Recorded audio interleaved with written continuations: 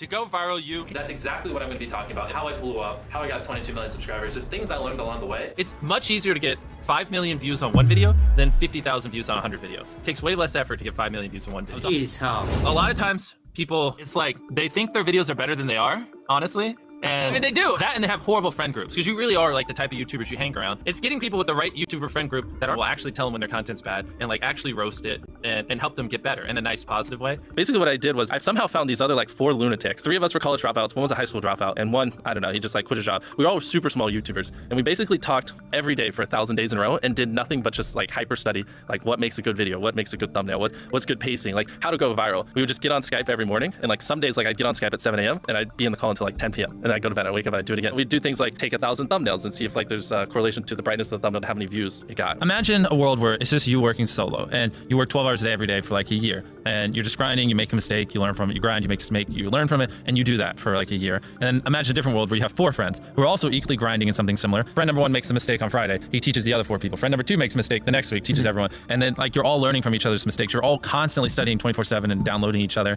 Like after a year, you're like 2 years ahead of the guy who was just solo. Do you frequently go that far out of your way to capture the thumbnail? Yeah, I mean, of course, everyone should. If people don't click, they don't watch. So you want to give them something to click. Something a lot of people forget is like unsuggested on phones, thumbnails are really small. So like people are editing thumbnails full blown on their computer, and when you shrink it down, you can't see. We try to all around be above the rest. Anyone can clickbait, but do you actually like deliver on it? We say we put 100 million Orbeez in the backyard, we put 100 million Orbeez in the backyard. Your title and thumbnail set expectations. Like what you're saying is like, I like bananas. And what you need is bananas are the best goddamn food on the planet. Like that's the type of opinion you need. Like you need something like how to get 100 million views on YouTube, or not even that's not strong enough. You need something that makes people go, what the fuck? What the fuck did he say in that video? What the fuck? I need to know. At the very beginning of the video, to minimize drop off, you want to assure them that those expectations are being met. If you're putting 1 million Orbeez in a pool, don't start the video with you shopping for, you know, your mom's birthday present. At the beginning of the video, just say, this is 100 million Orbeez. We're gonna fill this pool and this entire backyard with them. Match the expectations, and then you want to exceed them. So you want to assure people that what they clicked on is what they're getting, and then blow their mind and be like, but you're also getting even more. Anytime you say the word algorithm, just replace it with audience. The algorithm didn't like that video? No, the audience didn't like that video. If I wasn't retaining a viewer, just wouldn't make sense for you to promote it. Why would you promote a 10-minute video that people watch on average a minute and a half? I mean, every video, even the stupid ones, I learned something. You know, that's something I try to make a very big point of, is like, no matter how bad we mess up, like we sometimes have videos that have horrible retention. It's just like,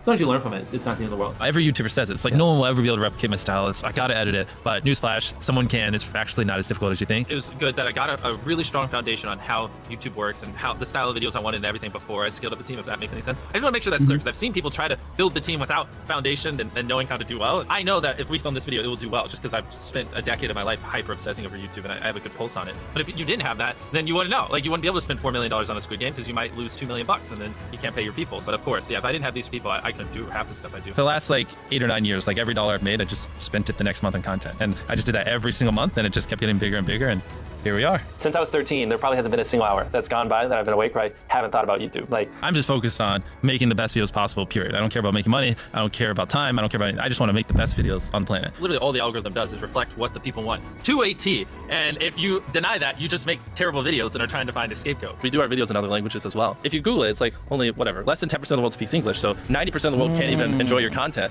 And when I realized that, I was like, wait a minute, 90% of the world can't even watch this stuff. Like we just started doing this like 6 months ago, and it's crazy like how viral some of these videos are going. 51 million. In Spanish, the guy who does my dubs is the same guy who dubs Spider-Man. We managed to convince him. So a lot of those comments are like, why does he sound like Spider-Man, or is MrBeast Spider-Man? To me, what's important is click-through rate, getting people to click on your video, and then average view duration, average view percentage, or just relative retention, and you know, having them watch it. A lot of creators think click-through rate is just like the title and thumbnail and did they click it, but a lot of it too is did they enjoy your last video? Because if someone watches a video of yours and they loved it, you can bet the next time you recommend it, their chance of clicking is a lot higher. You know, sometimes we're filming for 3 or 4 days, like 10 hours a day, you know, 30, 40 hours of filming plus months of setup, whereas most creators probably film for a couple hours and set up for a day. Outside of just filming, I mean, we brainstorm video ideas, I mean, relentlessly, hours every day. By always doing all those things, it just distinctively sets it so far apart that it's basically, in my head, it's like, why would you not watch it? Viewers aren't stupid. They can tell when you know, half ASS, I don't know if I'm allowed to curse, a video, or if you like really put in effort. And like, if they can tell you're putting in a lot of effort, they're gonna be more likely to click on future videos. And that snowballs. And because once you build that trust, they get to a point where viewer, it doesn't matter what you upload. They just know it's high effort and they just know it's great, and they're just conditioned just to watch because you have a good track record. And so with filming, it's just like trying to make sure we're doing everything we can, no matter how expensive it is, no matter how much time it takes,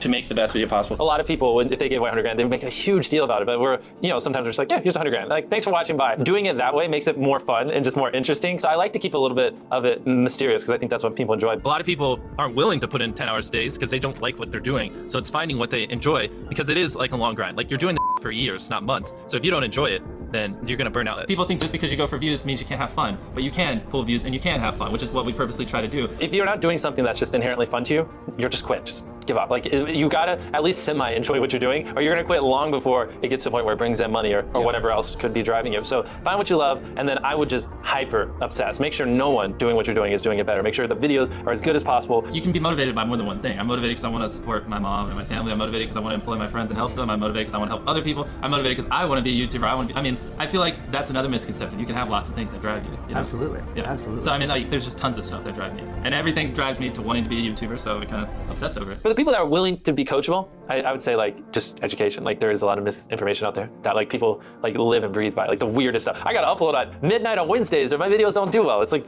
just dumb stuff like that just, they don't realize how badly they're like handicapping themselves. Some minor tips I could give is like, if somehow you could have a payoff at the end, then more people are gonna watch the end just to see what happened. Whichever one of these 456 people survives the longest wins 456 grand. Cut out all dull moments, try not to over-explain things. But camera just sits on me and I'm just talking for 20 seconds. It doesn't hold retention as well as, maybe me talking and other footage popping up. It's much easier to get 5 million views on one video than 50,000 views on 100 videos. It takes way less effort to get 5 million views on one video. Back then, which I think small YouTubers should do, is I would reply to every comment. And so I think a few people caught on that I would always reply. And so some people would just be like, I wonder how long it'll take for him to reply. So that was a lot of my comments when I was smaller, but at least it kept him coming back. And your analytics, and most of you probably know this, audience retention. You can see where people click off. Just literally go through your last 50 videos, write down where everyone clicked off, and then just don't do those things again.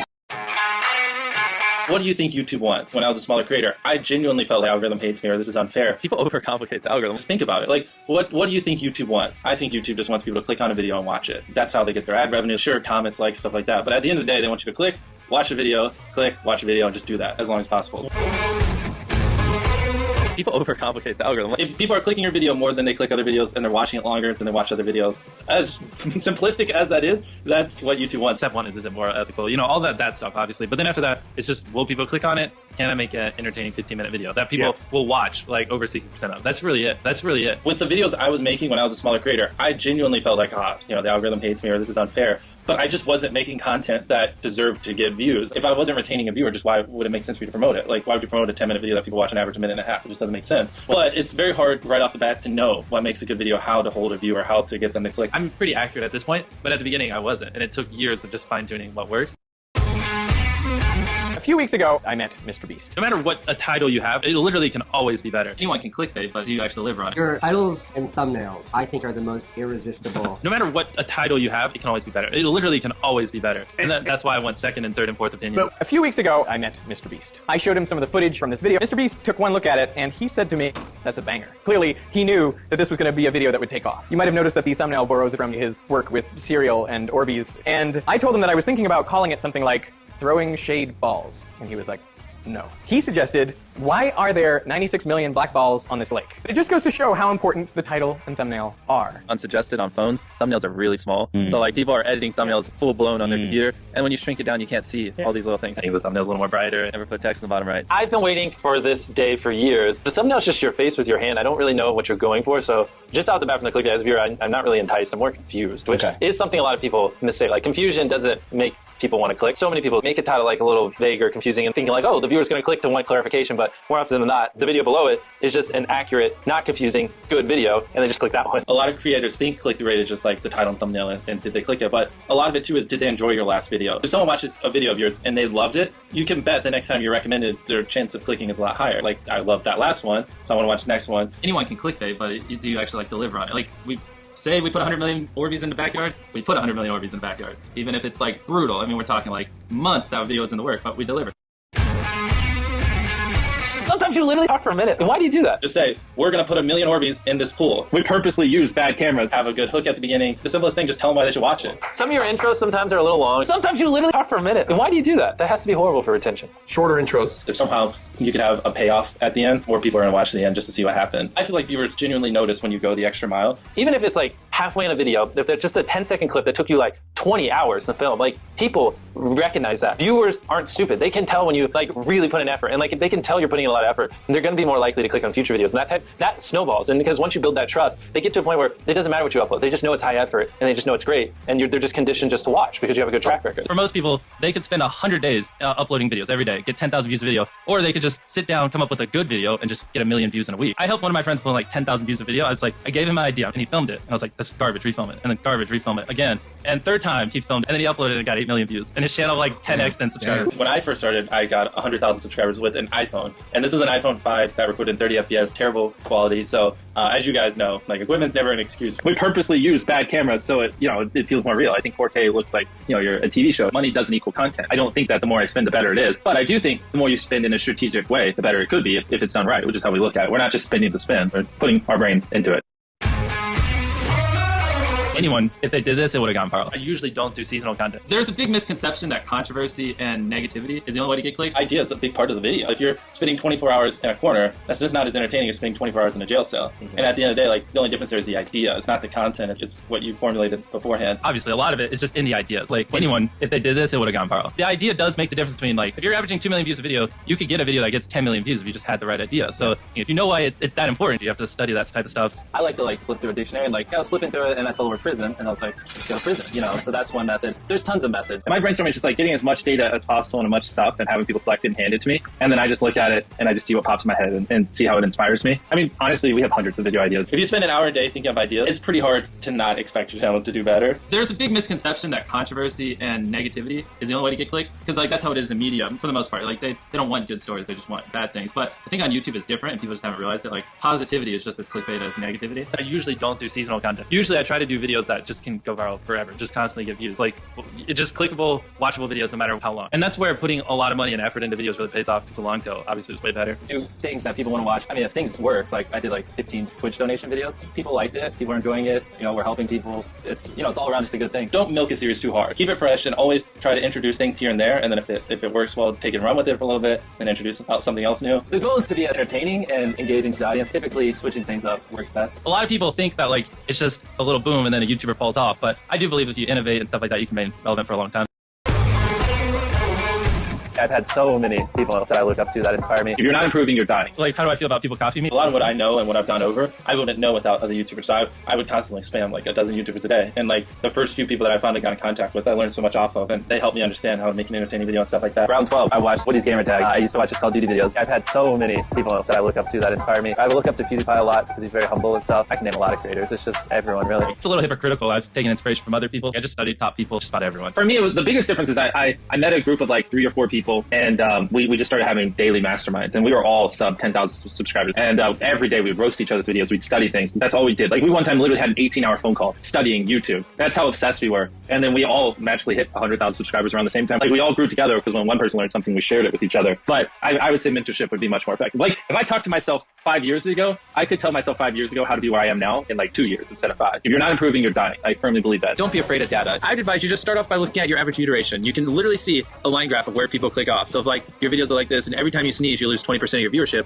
cut out the parts where you sneeze, or just identify things like that. Sometimes it's not as obvious, but just wherever viewership leaves the video, just make notes why and just try to correct it. I would start off by doing that and then familiarize yourself with other data points. What's important is click-through rate, average view duration, average view percentage, or just relative retention. It's just knowledge. If you're on a 3-year journey, how can you shrink it to a 1-year journey by studying YouTube videos 3 times as much every day, or getting a better quality source of YouTube information? What are you studying, or how are you improving? How are you practicing? There's logical ways to go about it, just like with everything else. Just most people don't, and they usually just kind of make the same average videos over and over again, don't really improve much, don't study much. I literally gave up my entire teenage years before I was 13 till after I was 19, so my whole teenage years were grinding on YouTube. So honestly, if you're serious about YouTube, you really want to be the best you can could potentially save yourself years worth of learning by just studying people who've already been through all the things you're trying to learn about and are where you want to be. Anyone can make a good video with the knowledge I have in my head. Knowledge is power. Speaking of education, MrBeast recommends to study books which teach you a lot of things from other YouTubers, how other YouTubers have done it, and the mistakes that they've made in other YouTubers as well, so that you can know what you're supposed to do. And the best YouTube growth books that MrBeast recommends are YouTube Secrets and the YouTube Formula, which is also forwarded by him. And you can get these books for absolutely free for a limited time using the link in the description after you finish watching this video. Knowledge on YouTube is key, and it's very important that you surround yourself with the right people because you guys do rub off and influence each other.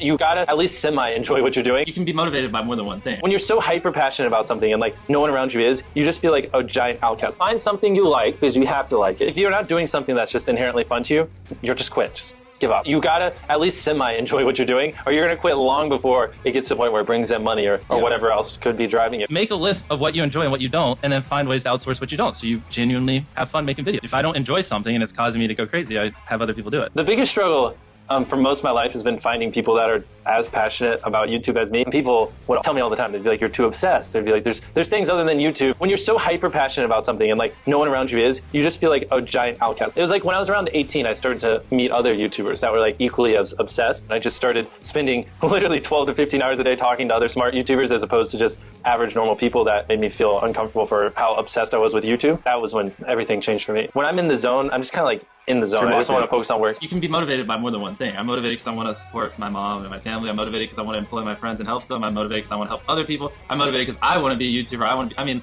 I feel like that's another misconception. You can have lots of things that drive you. I just mentor people because it's fun. I enjoy YouTube because I like the personalities. You get to know people and like you just connect with them, and it's most of the time pretty real. I didn't really have like an end goal, and it always made me feel weird. It's like I'm devoting my life to like make YouTube videos, and the result I have to make money, but it's like, what's the point? And then I did that video where I gave a homeless man 10 grand, and I started doing other videos where I help people, and like, yeah, this makes me feel good. It's like I'm kind of happy, and if I had to choose between doing content that goes viral or doing content that goes viral while also helping people, I was like, I'd rather do the one that also just helps people, because why not? When I'm older, I just want to take all the money I make throughout my life, and I want to just do as much good as possible. The videos were getting bigger, but the uploads were going down. You could literally just say one mean thing to them, and then they turn around and make a video and ruin your career. And if you're not on that, you just don't exist. From the day one, when I created my channel, every dollar I made, I put back into my channel for like 8 years straight. I'm controversial free. I'm not allowed to give input. Give me your brand money. I want to grow without drama. Let's move on to something else. It is political, and politics never will. But that's the thing. Like, if you brainstorm enough and have enough ideas, you don't have to pick the controversial ones. You have plenty of ones that aren't controversial that go just as viral. I hit a point where the videos were getting bigger, but the uploads were going down. I just started hiring people. I had no idea what I was doing. I didn't know any legal stuff. I just went to all my friends. I was like, you want a job? And then every month after that, I brought on a new employee, and I did that for 2 years. You got to go to your roots and like hire people you know. Because like you're getting a random guy in LA, like you could literally just say one mean thing to them, and then they turn around and quit and make a video and like ruin your career. The loyalty is huge. I edited like my first like 800 videos myself, and I remember like thinking, no one will ever be able to match my style, all that other crap everyone says. But then you get an editor and it's like, I was stupid. Because like you can put that time into making your next video. That's what I tell every YouTuber that edits their own videos. When you get a new editor, you just want to, the first video they edit, you just literally want to sit behind them and watch them and just critique them. And you want to do that a few times. And after a while, they just get the rhythm of your style. You just do like a couple reviews before they go live. People come to channels for certain things. I can't do gaming videos on my MrBeast channel because majority of them probably don't play Minecraft. So if I did gaming videos there, it just wouldn't make sense. It'd fragment the viewership. It would hurt our returning viewers. Same thing with reacts. All that stuff doesn't belong on the same channel. I do think like in 2 years, there'll probably be 10 plus MrBeast channels. Short channels are horrible for money, but I think it's perfect for just growing your audience. It's fun, and it's a little bit of a hedge. Like if short form does keep blowing up and growing, there's a lot of people that watch Twitch religiously that don't even know I exist. XQC, like they think he's like the biggest person ever, you know, because he's large on Twitch. And like there are a lot of people who only watch YouTube that have no idea that XQC exists. Same thing with every medium. Like you want to at least be involved in some way, because everything has these subset of people that like 90% of their social media is on that thing. And if you're not on that, you just don't exist on the planet. Number one thing when making a video is you need to know that in the first 30 seconds, the majority of people decide whether or not they're going to watch your video. It's such a crucial moment. And so if you want to convince people to watch it, you really got to grab them. The borderline, just say the title. I launched a $100,000 firework. And the very first frame second, just say, This is the most expensive firework in the entire world, and it cost me over $160,000. so they're like, okay, the title and thumbnail wasn't a lie. And then just be like, and you should watch this because I'm going to light this firework, plus this $50,000 firework, plus this $10,000 firework, and I'm going to send Chandler to the moon. And then just stick on topic. Like that right there isn't even super complex, but that would already put you in the upper echelon of YouTube. What is the ideal number of people to have in your thumbnail? If we're talking by the book, you definitely probably only want one person in there. One of the beautiful things about having people in a thumbnail is like you make eye contact, you feel connected, and so it makes you more likely to click and things like that. And obviously the more people you have, the more diminished that is. How many times a week should you post? Here's the thing. The cool part about YouTube is as long as you're making content that the audience wants and consumes, there's a lot of different ways you can do well. There's no really one shoe fits all. People hate when I say that because they're like, well, that doesn't help me, but it's the truth. People do well with all sorts of upload frequencies. How do I get enough money to start doing YouTube, like get some equipment? Well, you know, you tweeted this at me. I assume you have like a computer or a phone. Probably gonna hate me for saying this, but that means you already have basically what you need to do this. When I first started, I actually got 200,000 subscribers with an iPhone. you know what? You just gotta make do with what you have. Quality or consistent uploads. Quality above everything. Make the best videos you possibly can. That's at the end of the day, like that's what matters. How do I make a good thumbnail? How do I get people to click my video? The way I like to phrase it is you want to make it so interesting that like if they don't click it, they'll wonder, you know, before they go to bed, like what happened? You know what I mean? Like if you upload a video, I rode a skateboard with 1,000 other people on it, and you have a thumbnail with 1,000 people on a skateboard, right? And like people are falling off the side or whatever. I'm envisioning like a giant skateboard and people like hanging on the side of it. Maybe it's like about to go off a big ramp. If you don't click that, you're gonna like be so curious. It's gonna be on your mind, you know? Later in the day when you're daydreaming, you're gonna think like, huh, what happened? What happened to those 1,000 people on that skateboard? Is it good to post videos that are trending at the moment? There's a trend going around. If you do it, your video might do a little bit better. You will have an unfair advantage. Like people who love what they do are not on the same playing field as people that don't. Like it's just not fair. And I know it's easier said than done to find what you love, but it's worth searching for. How important is it to pivot your content? Do you think it's really important to do so? Oh, of course. Everyone, let's picture who you watched 5-6 years ago. There's a good chance a lot of those creators you don't watch anymore. And a large part of that is because they didn't adapt and they didn't innovate. You know what I mean? And so, yeah, it's very important that you're constantly adapting and switching things up, because if you get stale, it doesn't matter how great what you're doing is. Like eventually people do get bored. Always adapt, always pivot. If you want to learn how to get 1 million subscribers in only 30 days, then subscribe to see my biggest video ever, where I challenge myself to delete my channel if I don't get 1 million subscribers in only 30 days. With the little guy from MrBeast.